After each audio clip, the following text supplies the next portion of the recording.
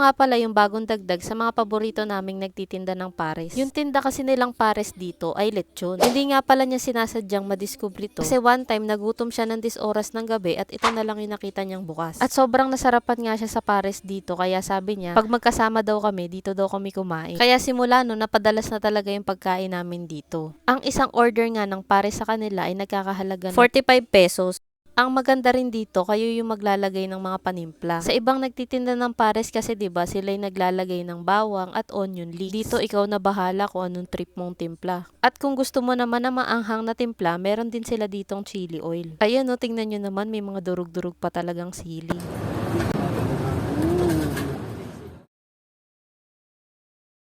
Tingnan nyo naman yung pares, oh, 'di ba nakakagutom? Plus yung mga balat ng lechon dyan, sobrang crunchy talaga. Sayang hindi ko lang maparinig sa inyo kasi nasa gilid kami ng kalsada. Sobrang ingay ng mga sasakyan. Kaya binabalik-balikan talaga namin yung lechon pares nila dito kasi napaka-crunchy ng mga lechon. Plus yung kanin nila ay buhaghag at hindi malagkit. Tuwing kakain niya kami dito, imposibleng hindi kami nag-extra rice kagaya nito. Tingnan nyo naman, taob yung mga mangkok namin. Nagsisimula na silang dayuhin at may limited seats lang sila kaya minsan naghihintay pa kaming may matapos munang kumain bago kami makaupo. Hindi lang lechon pares yung sikat sa kanila marami pa silang ibang tinda. At ang pangalan nga pala ng paresan na to ay Pares Anyway. Ito yung kanilang buong menu.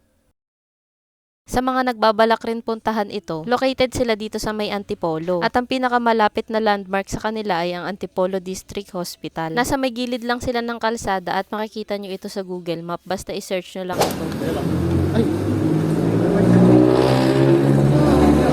Promise masarap talaga yung pares nila kaya worth it dayuhin. Sobrang sulit na ng 45 pesos. Pero dahil lechon ito, hinay-hinay lang sa mga may high blood dyan